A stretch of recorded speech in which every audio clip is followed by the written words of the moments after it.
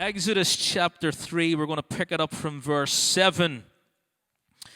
And Exodus 3 and verse 7 says, as it says, "The Lord said, I have indeed seen the misery of my people in Egypt, and I have heard them crying out because of their slave drivers, and I am concerned about their suffering.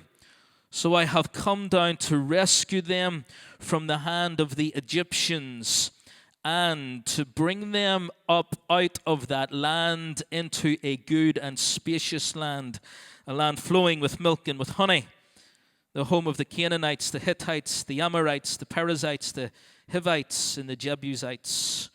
As God is speaking to Moses at the burning bush.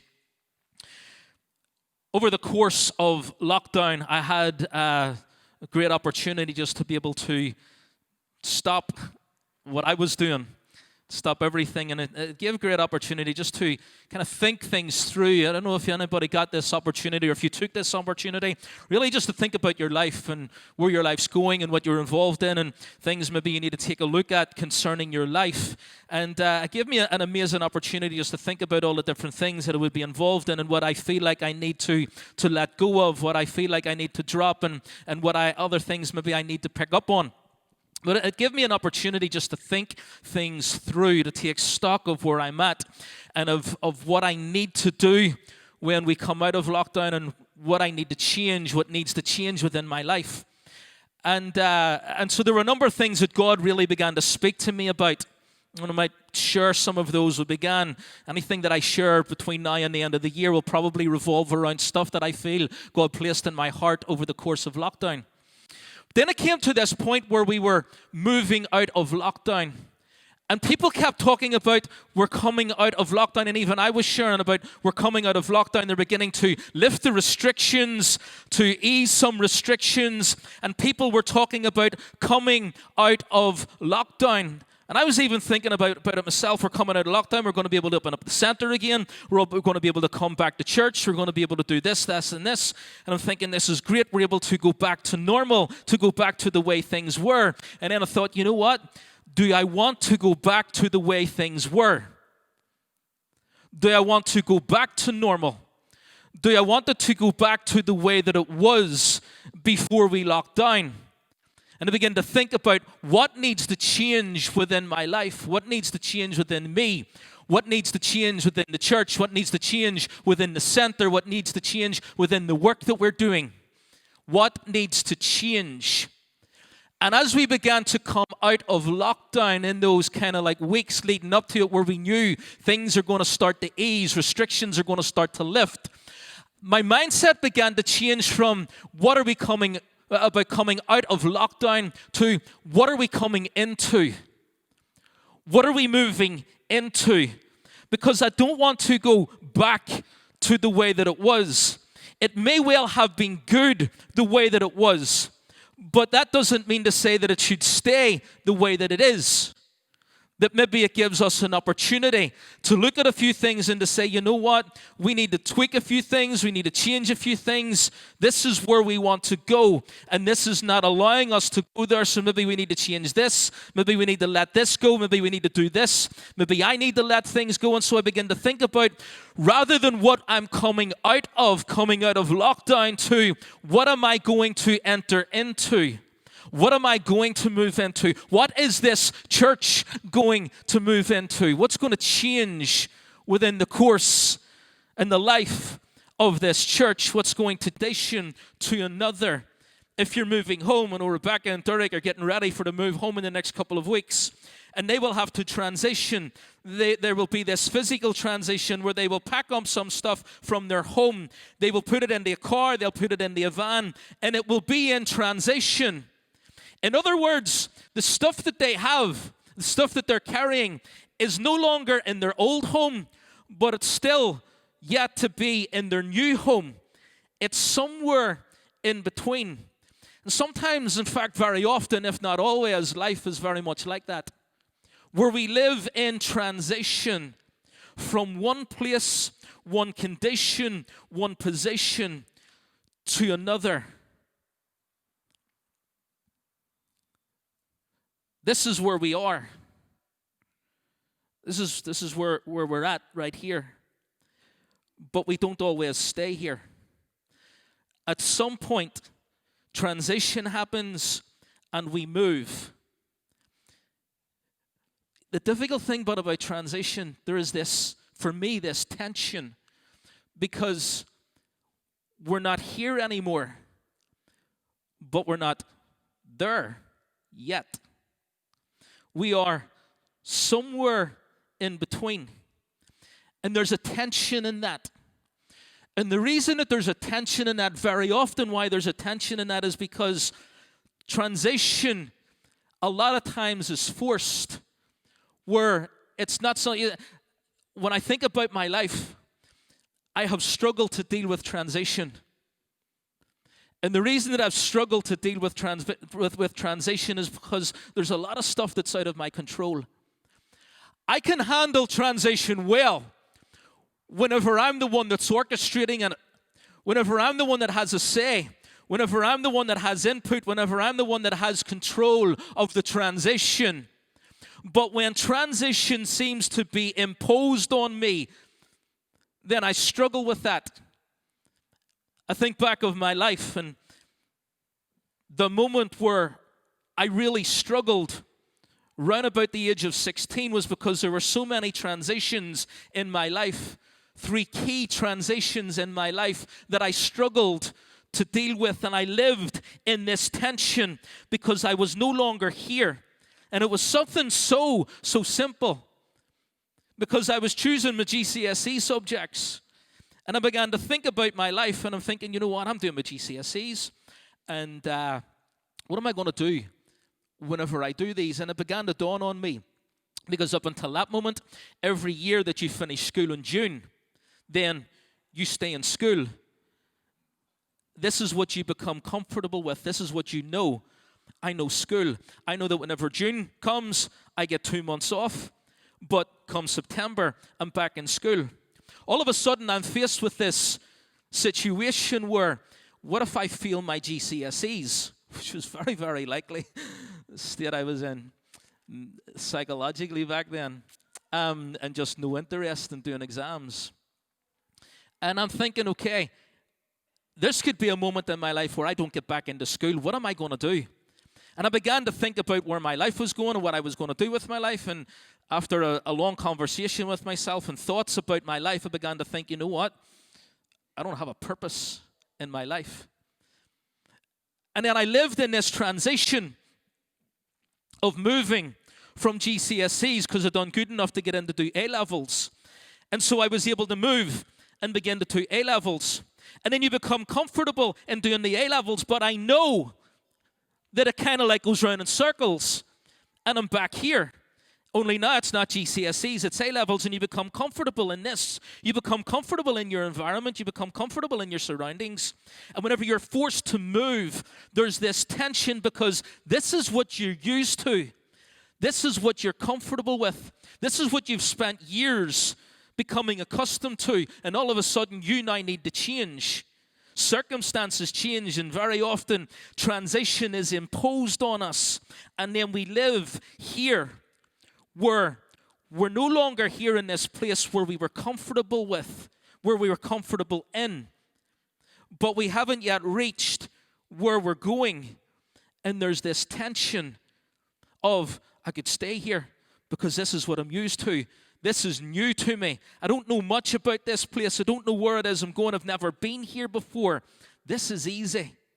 And transition becomes difficult. But here's a crazy thing about transition. Here's my take on transition. Is that we all must be in this place where we must move.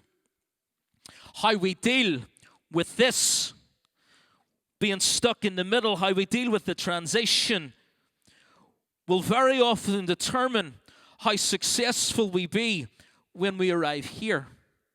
Because if we don't deal with this properly, and we don't say goodbye to this in the right way, then this becomes difficult. Because we're always looking back to this instead of embracing this. There's a fear attached to it, because it's something new, of something we've never been to before.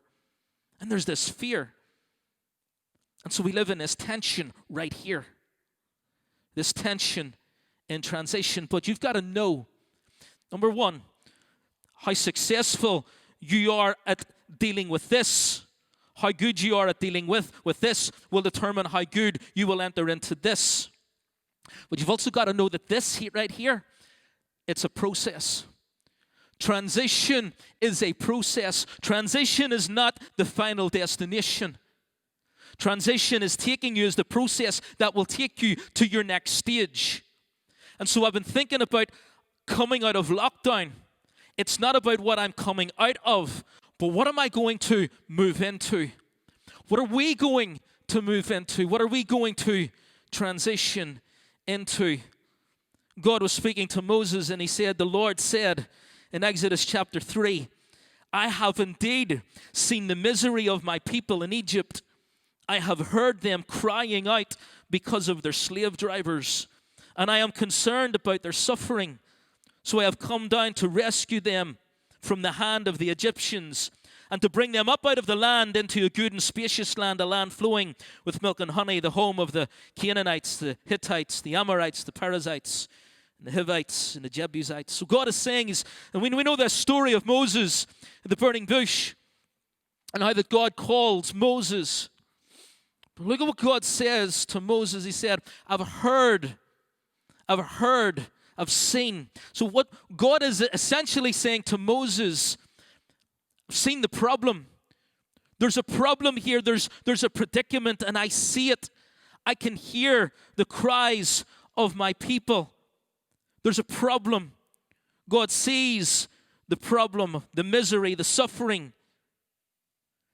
But attached then, as a result of the problem, God doesn't just stand back and say, well, I'm not interested. Out of the problem, God brings a promise. I will come down and I will rescue them. I will set them free from the hands of the Egyptians. Attached to the promise, there's a purpose. I will set them free is the promise. There's a purpose to bring them out of the land and to bring them into a new land. So let me break it down, the history of the children of Israel. Joseph has been sold into slavery. You talk about transition. You think of the life of Joseph and how that Joseph is son of... Who was Joseph's father? Jacob?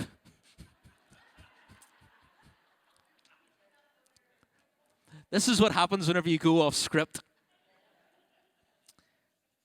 And he's his father's favorite. We know the jacket and the coat of many colors. And he's in a place of comfort. But as a result of choices by his brothers, he ends up in transition. The transition takes him to a place where he doesn't want to be, in Egypt. But God's got a plan, a promise, and a purpose in the midst of what's going on in the life of Joseph. But he ends up in transition because of the choices of someone else, of his brothers. And then while he's there, he's taken in by Potiphar. Potiphar's wife tells lies about him, and he goes into transition again, and he ends up in prison. And while in prison, these two guys that have dreams, and he tells them, listen, remember me whenever you go back to the cupbearer. Remember me whenever you're back with the king. And he spends years in prison, and the cupbearer doesn't say anything. Eventually he gets out of prison as a result of the dream that the king has. And he's set free, and he becomes the second in command to the king. His family come. They make a dwelling in Egypt. And here, for hundreds of years, they become comfortable. The Egyptians begin to struggle with it because the Egyptians see these guys are beginning to grow in number. They're going to outnumber us soon. They're going to outnumber us soon, and they become slaves within Egypt. And so God calls Moses. We're going to go to Moses' story for a few minutes as we come to a close. God says to Moses, I see the problem. They've been enslaved for 400 years. But I'm going to come down and I'm going to rescue them. There's a promise there. And then there's a purpose. I'm going to take them to a land flowing with milk and with honey. So God's going to deal with this situation. But one of the things I love about the Bible and the Old Testament, there's a lot of what we call typology, where it is pointing to something to happen in the future. There's like like the Passover, where the children of Israel would do Passover, the original one where they would slay a lamb, they would sacrifice a lamb, and then they would paint the blood on the doorposts. And then the angel would pass over the houses that were covered by the blood. And that's a typology of Jesus Christ, our Passover lamb. The typology here of the children of Israel coming out of Egypt is a type of us getting saved. And it's a type of us transitioning to the promises. So whenever I read this here and it says, the Lord said, I have seen the misery of my people. God sees our misery. He sees our suffering. He sees our shame. He sees what we're going through. He sees the pain and the suffering that we're living in. And he looks at us and he says, I'm going to come down and rescue you. John 3:16, for God so loved the world that he gave his only son. Jesus, Emmanuel, God with us. He was God. God says, I'm going to come down and I'm going to rescue you. But the purpose is never just for the sake of taking us out of something. The purpose is what he brings us into. We're coming out of lockdown. We could well go back into lockdown. Boris Johnson's making a statement this week, but that's on the table. But whenever I think about where we're at now, and we were a couple of months ago, we were coming out of lockdown. What is God bringing you out of, and why? It is for the purpose of the promise to bring you into something. And maybe for a lot of you, you're in this place where we call transition, where we haven't been here for a while. We know we've been moving, but there's this tension because I don't know where I'm going. And very often we want to go back to here because this is comfortable for us. God stepped out of heaven to come down to rescue us, to take us out of that darkness, to take us out of that mess that we made of everything, and to say, I'm going to transition you into the promise that I have for you.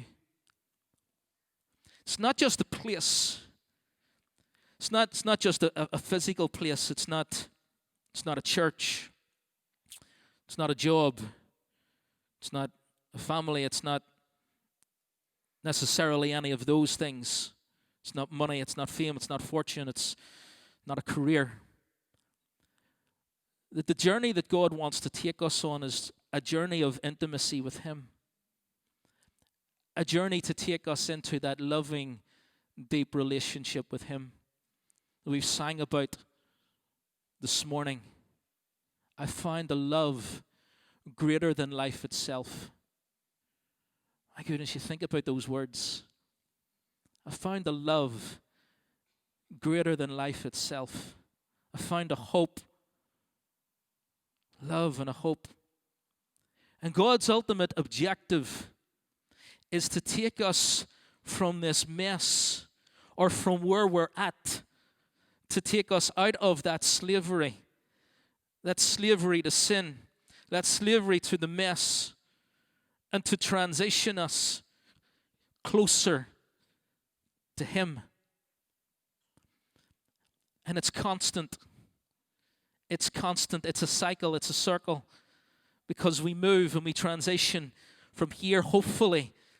And in the tension, we come closer to God. One of the questions that I ask very often whenever people are going through struggles in life, where is God in all of this?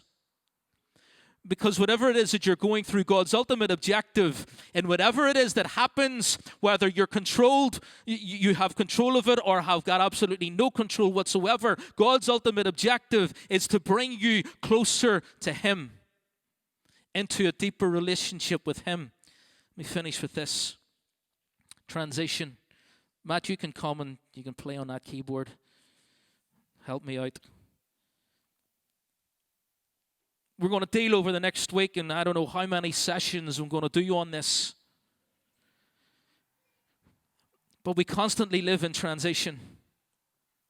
And sometimes we're unaware of it. Sometimes we're very aware of it. The more aware that we are, then I think the more easier that we can deal with it. It's about knowing God's in control. I may not be in control, but God knows what he's doing, and God's ultimate objective and purpose is to bring me into deeper relationship with him.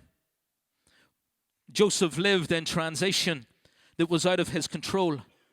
Moses, very similar.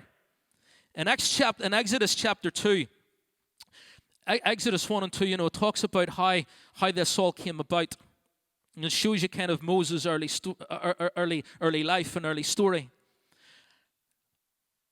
And because the Israelites were growing in number, the Egyptians began to fear them, and the king began to fear them and began to think they're getting too much in number. They could attack us, they could destroy us, they could join with our enemies and fight against us. And that was where the enslavement began. That was the start of it. But worse than that, the king passed a decree, a law, and he went to the midwives who would deliver the Hebrew babies, and he told them, if it's a boy, then you must kill that newborn baby. The midwives didn't follow through with the order. And so a decree is given that all the baby boys of a certain age, of a young age, anybody that's born, and if it's a boy, then you must throw that child into the Nile, into the river. What a vile law. Throw the baby boys into the river Nile. So Moses' mother, she has a baby.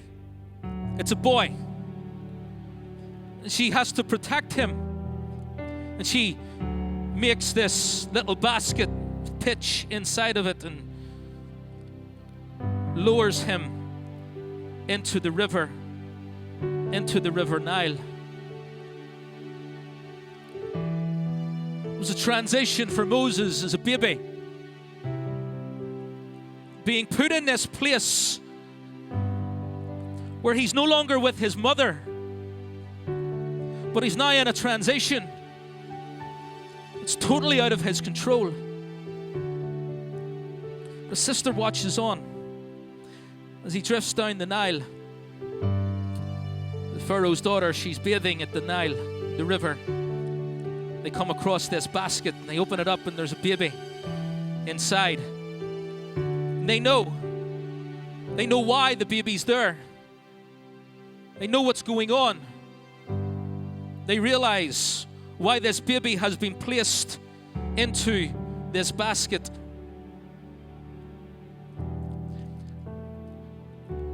Sometimes in life, God will put us in a basket.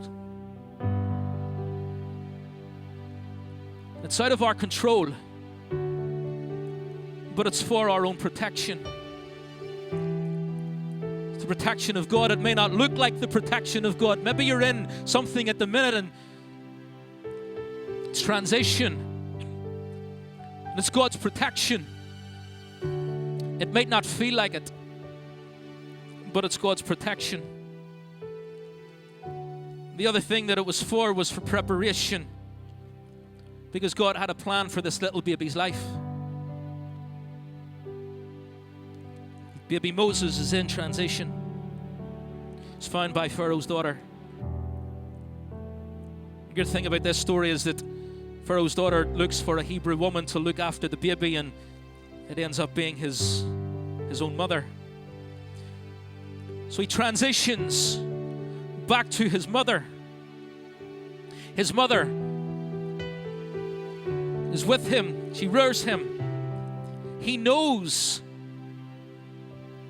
his history. He knows who he is, that he's a Hebrew,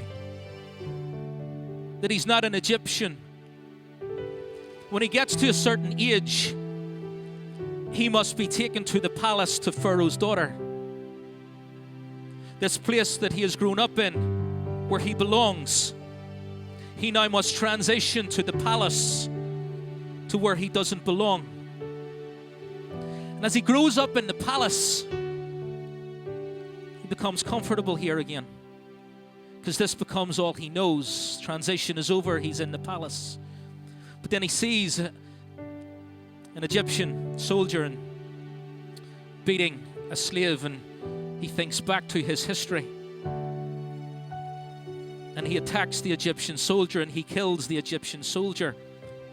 And he transitions again. As he leaves the palace, he goes to the wilderness. Spends about 40 years in the wilderness, where he becomes comfortable in the wilderness. He's looking after his father's sheep. Don't need to worry about what I did. No one's going to come looking for me here. Comfortable here. Spent 40 years here.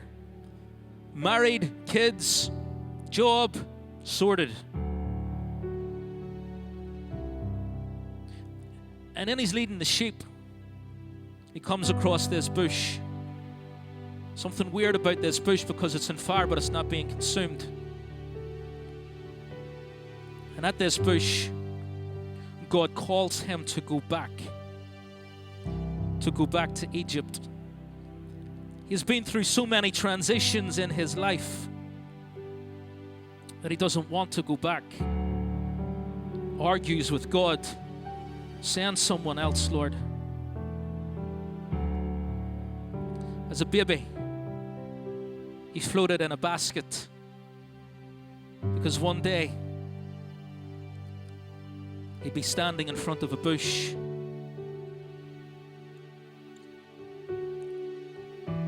Looked up the meaning of the River Nile. Means deep river. Thought, okay, was expecting a bit more than that. I'd done a bit more research. Also means great valley. So maybe you're in the basket at the minute.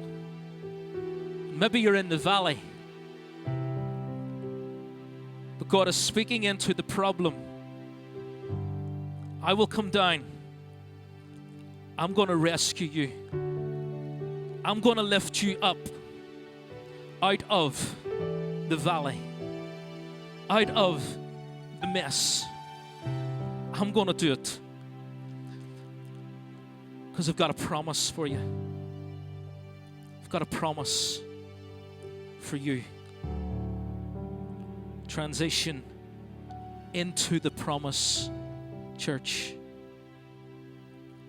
I know there's tension in this, but there's a call on your life to transition and to move forward in Him, with Him, in His strength, to move forward into deeper intimacy with Him through the help of the Holy Spirit.